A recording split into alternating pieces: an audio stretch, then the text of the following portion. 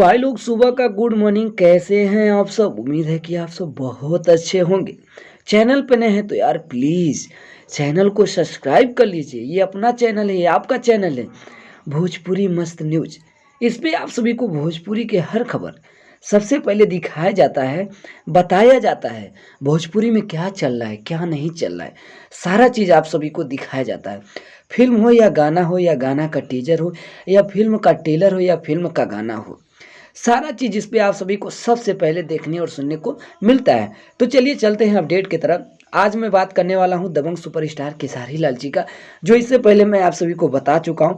But क्या है, मेरा काम है कि आप सभी को हर घंटे हर मिनट कोई ना कोई अपडेट बताता रहूं भोजपुरी में क्या हो रहा है। आप सभी को बता दूं, ये सॉन्ग आपने सुने होंगे, बोल बम बोला हारमोनिया पर, जो अभी 23 घंटा हुआ है सारेगामा हम भोजपुरी पर अपलोड हुआ है।